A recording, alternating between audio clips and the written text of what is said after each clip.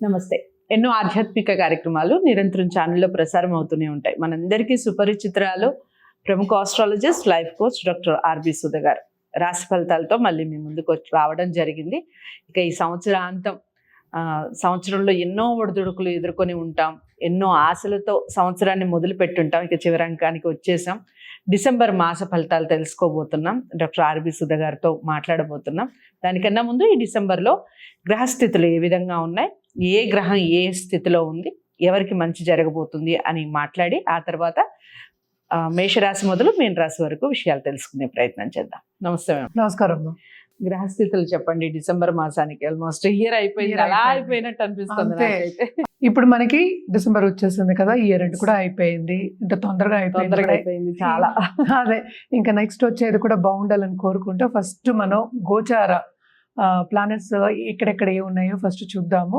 ఎందుకంటే డిసెంబర్ రాశి ఫలితాలు మనం మాట్లాడుకోబోతున్నాం కదా ఇప్పుడు. సో ఫస్ట్ జూపిటర్, గురు మోస్ట్ ఇంపార్టెంట్ బెనిఫిక్. ఆయనేమో రిట్రోగ్రేడ్లోనే ఉన్నారు, ఇంకా వృషభంలోనే ఉన్నారు. శని ఏమో డైరెక్ట్ అయ్యారు, ఆయనేమో కుంభంలో ఉన్నారు. అలాగే రాహు ఏమో మనకి మీనం, కేతు ఏమో మనకి కన్యలో ఉన్నారు. సన్ మేజర్ ప్లానెట్ అంటే ఏంటంటే అందరికీ మేజరే కదా, ఇప్పుడు సన్ లేకపోతే ఏం చేయలేము. సో సన్, సూర్యుడు మనకి మూవ్ అవుతున్నారు. ఇప్పుడు 15th డిసెంబర్ ధనుసుకి మూవ్ అవుతున్నారు అనమాట. అలాగే 2 మోస్ట్ ఇంపార్టెంట్ ఈవెంట్స్ జరుగుతున్నాయి. మార్స్ ఏమో 7th డిసెంబర్ రిట్రోగ్రేడ్కి వెళ్తున్నారు, ఎక్కడ మనకి కర్కాటకంలోనే.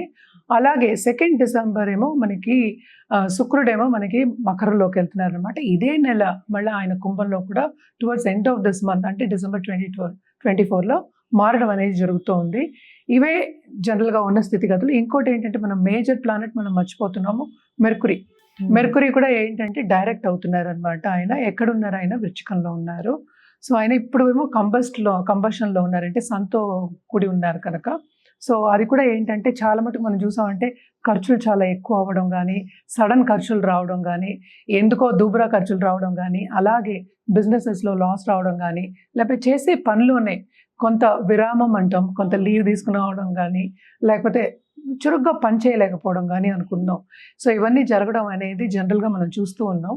ఇవన్నీ మనం మాట్లాడుకునేది జనరల్గానే. ఎప్పటికైనా మనం చెప్పేది ఏంటంటే మన జాతక రీత్యా చెప్తాం. ఇది ఏంటంటే మన రాశి రీత్యా చెప్తున్నాం. అది ఒకే ఒక గ్రహం తీసుకున్నా అంటే ఏంటంటే రాశి అంటే చంద్రుడు ఎక్కడ ఉంటే, ఏ ఇంట్లో ఉంటే దాన్ని రాశి అని మనం తీసుకుని, ఏ స్టార్లో ఉంటే తీసుకుంటాము.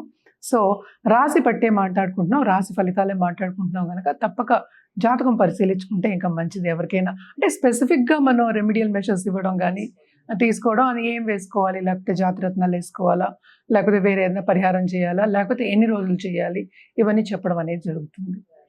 ఇక అందరూ వెయిట్ చేసే రాశి ఫలాలు. మొదటిది మేషరాశి. మేషరాశి వారికి ఏ విధంగా ఉంది డిసెంబర్ మాసం చెప్పండి. మేషరాశి వాళ్ళకి ఏంటంటే మనం చూసాము అంటే 11th మనకి శని ఉన్నారు. సో తప్పక లాభం అనేది వీళ్ళకి బాగానే ఉంటుంది ఈ నెల అంతాను. 2nd హౌస్లో మనకి జూపిటర్ రిట్రోగ్రేడ్, ఇవన్నీ మేజర్ ప్లానెట్స్ మనం మాట్లాడుకునేది. సో 2nd హౌస్లో రిట్రోగ్రేడ్లో ఉన్నారు కనుక తప్పక వాళ్ళు చేసే పనిలో కొంచెం స్తంభన అనేది ఉంటుంది. అంటే ఏంటంటే కొన్ని అడ్డంగాలు వచ్చే ఛాన్సెస్ ఎక్కువ కనిపిస్తున్నాయి. అలాగే 12th రాహు ఉన్నాడు కనుక తప్పక వీళ్ళకి ఫారిన్ ట్రావెల్ ఉంటుంది, ఫారిన్కి వెళ్ళాలి అనుకునే వాళ్ళకి ట్రావెల్ ఉంటుంది, లేకపోతే ఫారిన్ టచ్ వస్తుంది, లేకపోతే స్పెక్యులేషన్లో ఎక్కువ వచ్చే ఛాన్సెస్, అంటే డబ్బు వచ్చే ఛాన్సెస్ ఉంటాయి, అలాగే పోయే ఛాన్సెస్ కూడా ఉంటాయి. రాబడే ఎప్పుడు మనం అంటే బ్యాలెన్సింగ్ యాక్టే కదా ఏదైనాను. సో రాబడి ఒకటే కాకుండా తప్పక ఏంటంటే 2 ఉంటాయి. అలాగే మనం చూసామంటే 5th లార్డ్ మనకేమో కరెక్ట్గా మనకి 9వ ఇంట్లోకి వెళ్తారనమాట.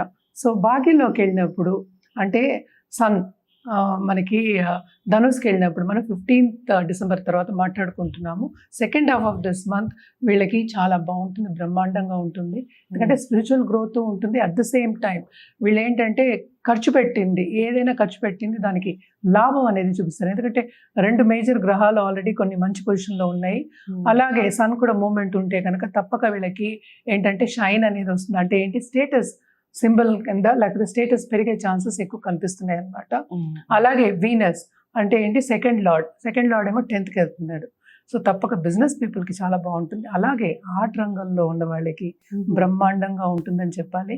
కానీ మోస్ట్ ఇంపార్టెంట్ మనం చెప్పుకోవాల్సింది ఏంటంటే ఈ రాశికి అధిపతి మార్స్ రిట్రోగ్రేడ్లో ఉన్నారు, నెక్స్ట్ ఇయర్ వరకు ఉన్నారనమాట. సో తప్పక ఏంటంటే కొన్ని ఇబ్బందులు ఎస్పెషలీ ఏంటంటే ఆటంకాలు ఎక్కువ కనిపిస్తున్నాయి. ఏదైనా సరే మిగతా గ్రహాలు స్ట్రాంగ్గా ఉన్నా కూడా ఈ రాశికి అధిపతి అయిన మార్స్ కొంచెం వీక్గా ఉన్నారు కనుక నీచిపడి ఉన్నారు, అట్ ది సేమ్ టైం రిట్రోగ్రేషన్లో ఉన్నారు.